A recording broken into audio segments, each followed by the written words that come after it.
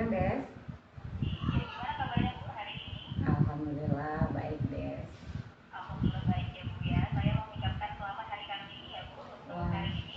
iya sama-sama, Des. Selamat Hari Kartini buat masyarakat Indonesia, khususnya perempuan di Indonesia juga, Des. Ya.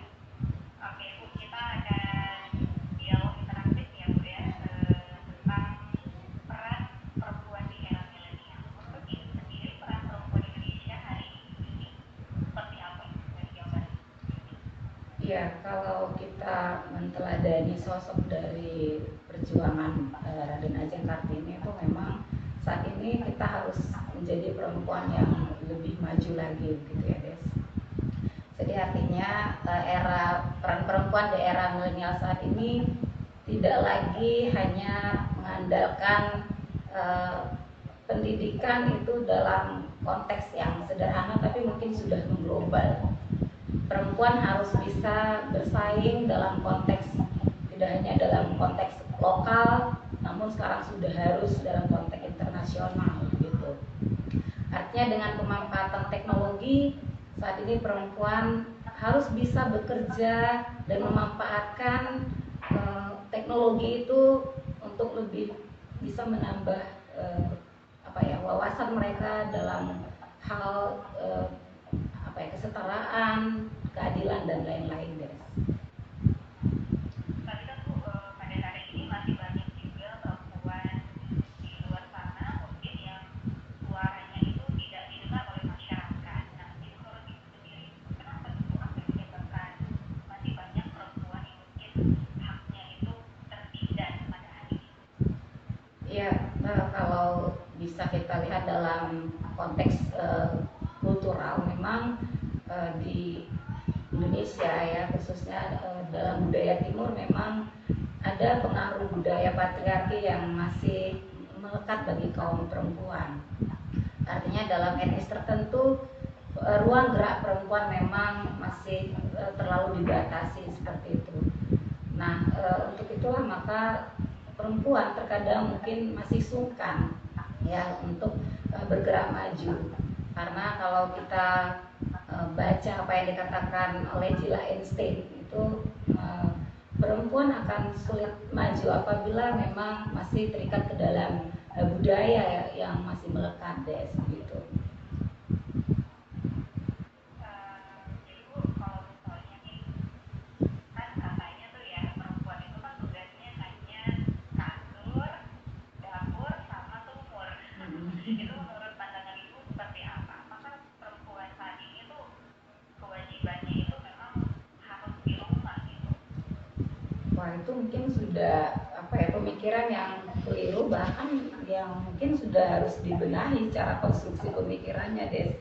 Karena kalau kita lihat perempuan-perempuan di dunia itu sudah bergerak sangat maju gitu dalam konteks dimensi ya dunia ketiga saat ini. Gerakan-gerakan kaum perempuan itu sudah sangat luar biasa begitu. Namun kalau masih ada konstruksi yang mengatakan bahwa perempuan hanya bisa bergerak di sumur, dapur dan kasur, itu mungkin perlu diberikan pendidikan perempuan gitu des. Karena memang saat ini ya perempuan itu sudah tidak lagi dalam konteks bicara kesetaraan, tapi sudah bagaimana perempuan itu justru diberdayakan ya untuk pengembangan ilmu pengetahuan dan lain-lain gitu des.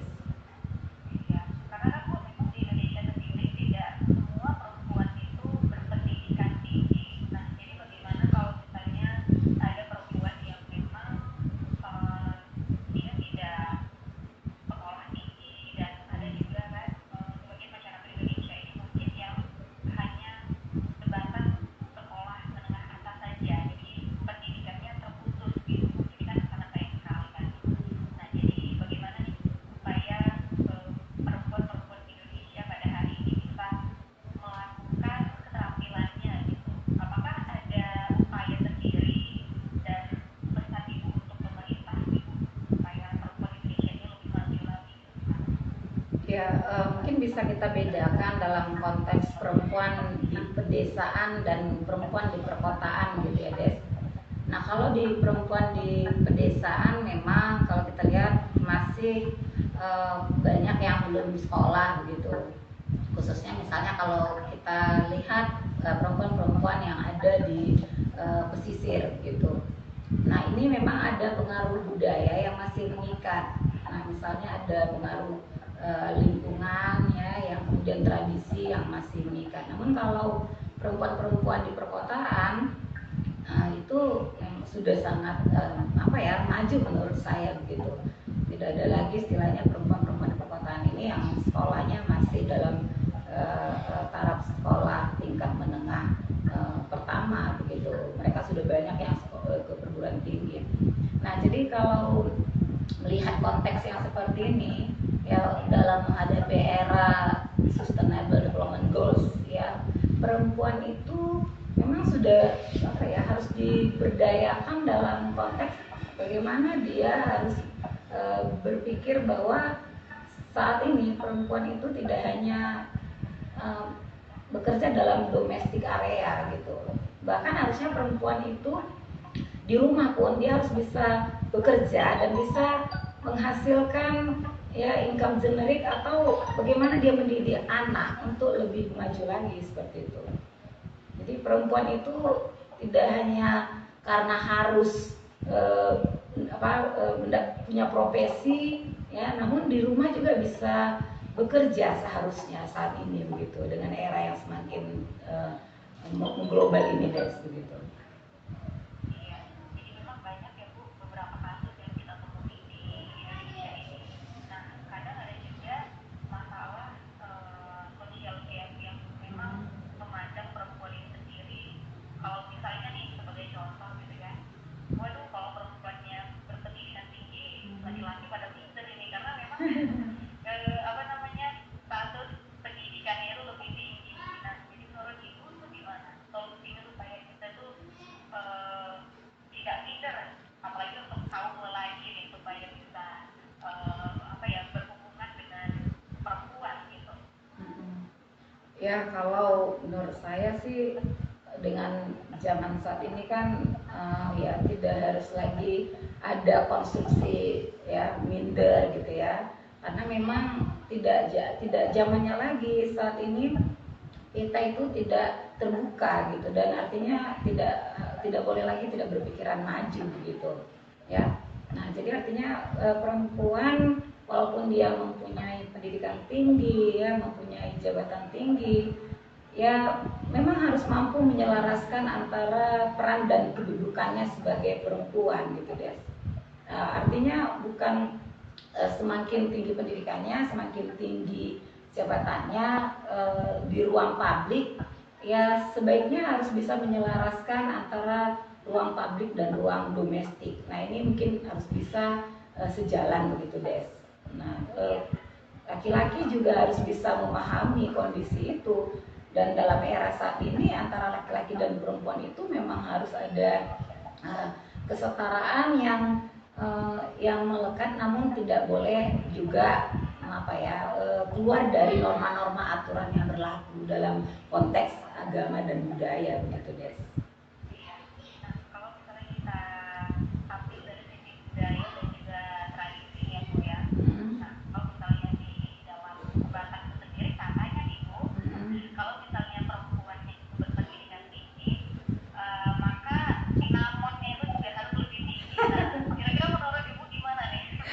Kalau menurut saya sih itu hanya mitos Des. Itu hanya mitos ya? Iya, karena memang kalau kita lihat filosofi orang Batak, tidak hanya buat anak laki-laki dan perempuan ya, filosofi rumah orang Batak itu menunjukkan bahwa anaknya itu harus lebih tinggi dari dia begitu, khususnya dalam pendidikan itu memang sudah kita lihat gitu ya.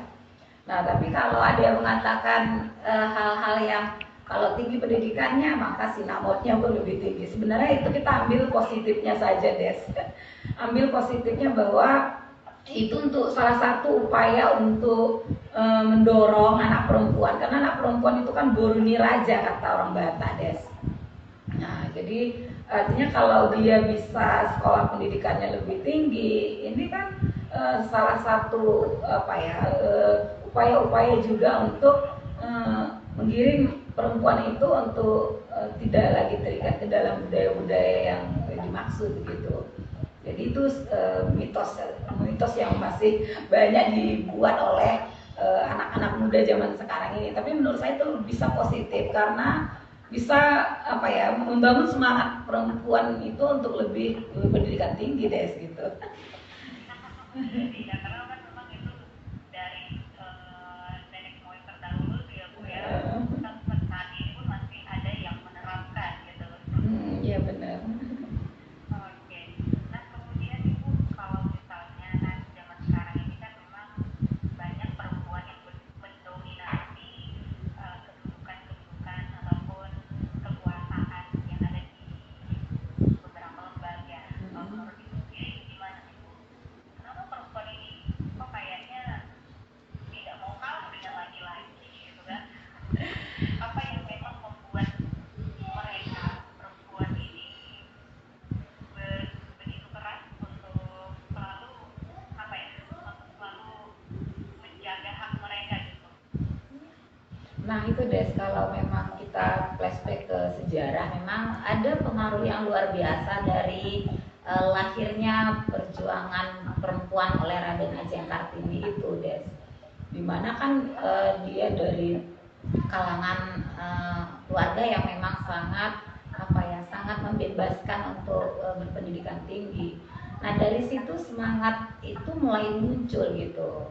Nah sehingga di era-era berkelanjutan sampai saat ini, nah perempuan merasa ya harus ada kesetaraan. Nah seperti itu. Kalau dulu kan dianggap perempuan ini lemah gitu ya, hanya bisa dalam konteks apa ya, mengurus rumah tangga dan seterusnya.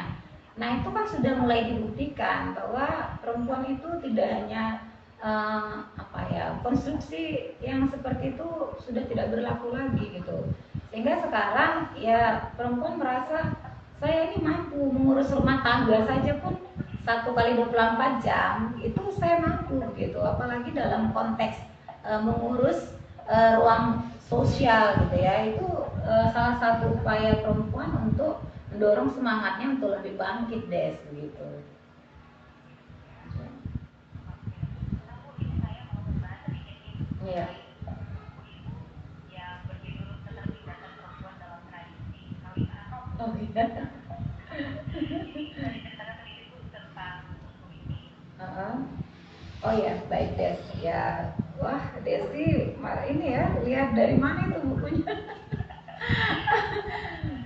Jadi ya itu salah satu apa ya, penelitian saya mengantarkan saya menjadi seorang apa ya,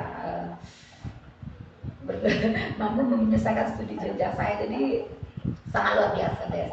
Nah itu penelitiannya tentang bagaimana perempuan itu mengalami ketertindasan karena pengaruh kawin muda Des. Kawin anom itu kawin muda bagi orang Banjar. Iya. Nah jadi ada tradisi yang sudah turun temurun dari dahulu bahwa mereka itu pada usia yang sudah balik, misalnya katakanlah menstruasi, itu sudah harus menikah Des begitu. Jadi pada saat itu perempuan-perempuan masih di usia 12 sampai 15 tahun itu sudah harus wajib menikah, karena kalau tidak menikah itu aib bagi keluarga begitu. Nah, sehingga orang tua harus mencarikan jodoh anaknya begitu. Nah, tapi era itu tidak berakhir karena akhirnya di samping mereka terikat budaya yang harus menikah di usia yang masih relatif muda. Nah, pada tahun-tahun berikutnya perempuan itu juga mengalami ketertindasan.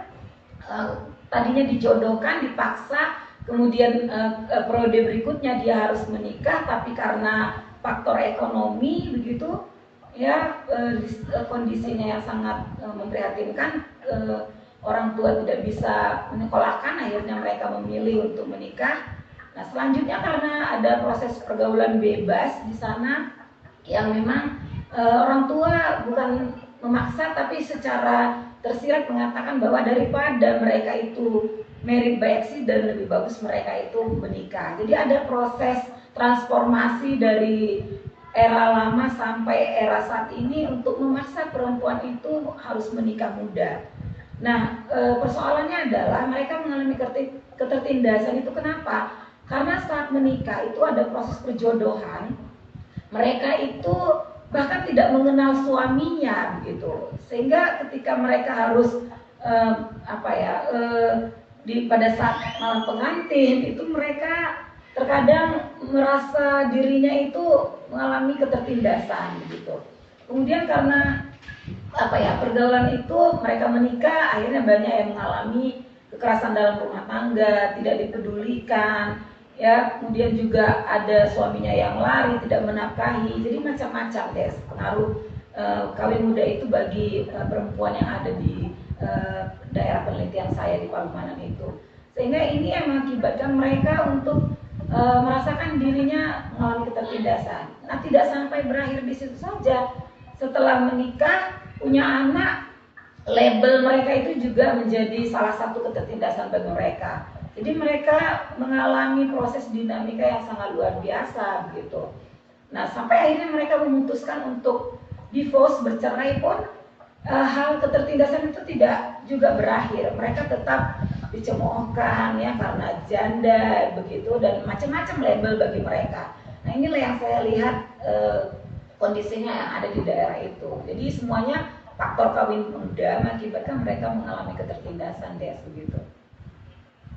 Luar biasa sekali Dr. Ramadhana dari MSI ya, dengan bukunya yang luar biasa terkait dengan perempuan. Semoga saja dengan adanya buku ini akan menyadarkan perempuan juga ya Bu ya, bahwa sebenarnya menikah muda itu ada baiknya dan ada juga tidak baiknya gitu sebenarnya Bu. Ada faktor-faktor yang memang agak sedikit mempengaruhi status perempuan itu sendiri gitu ya. Iya, kalau menurut saya sih lebih banyak faktor dampak negatifnya bagi perempuan apabila melakukan kawin muda. Nah, kalau sekarang namanya itu sudah kawin anak, Des.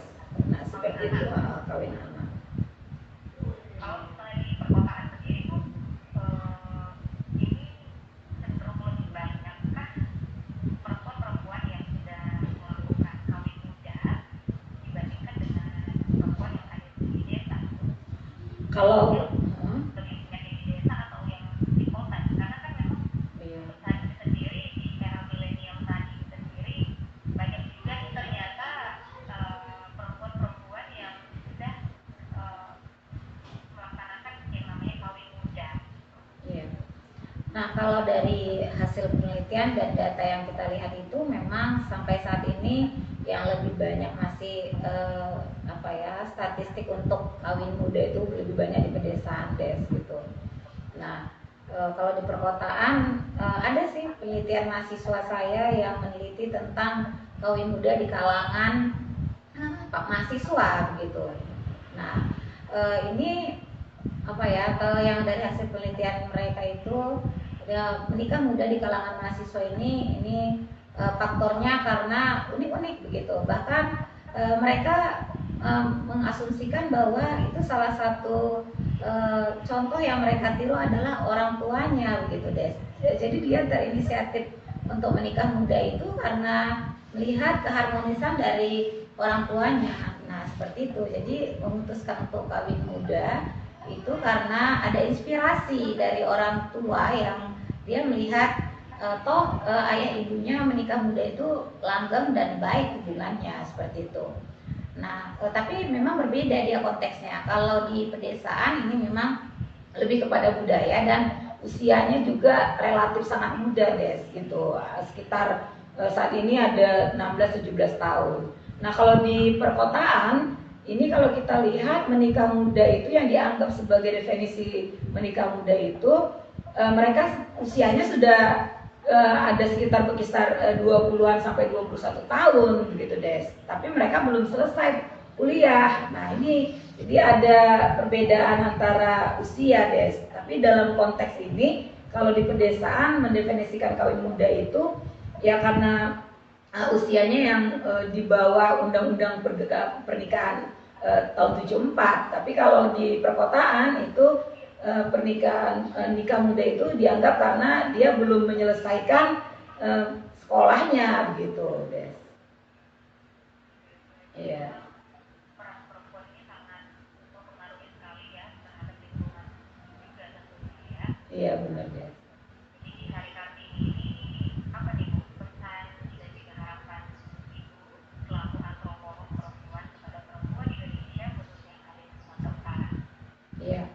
Nah, jadi harapan saya untuk perempuan khususnya di Sumatera Utara ini memang haruslah terus kita berjuang ya, tidak hanya berjuang dalam konteks ruang publik, tapi juga berjuang dalam konteks keluarga yang mendidik anak-anak ya untuk lebih maju lagi berkembang, namun tetap harus memperhatikan norma-norma yang berlaku sesuai dengan adat dan kebiasaan yang baik. Nah seperti itu. Jadi perempuan itu harus tetap maju, harus tetap berkembang, harus tetap berpikir secara global ya untuk melihat bagaimana perempuan-perempuan di dunia itu mereka bisa survive ya, bisa bisa setara dan bisa berjuang dalam dimensi sosial ya, politik dan seterusnya. Jadi harapannya untuk perempuan-perempuan di Sumatera Utara ya agar tetap maju ya. Emansipasi perempuan saat ini sudah masuk ke era-era yang sangat luar biasa, sehingga perempuan itu harus bisa eksis ya di mana saja gitu, Des. Tidak hanya dalam konteks publik, tapi juga yang paling penting adalah dalam konteks keluarga juga, begitu, Des. Oke, terima kasih banyak Ibu atas waktu dan kesempatannya siang hari ini. Iya. Ya, Terima kasih, selalu Des. ya. Amin ya. Terima kasih. Ya, kembali, Des.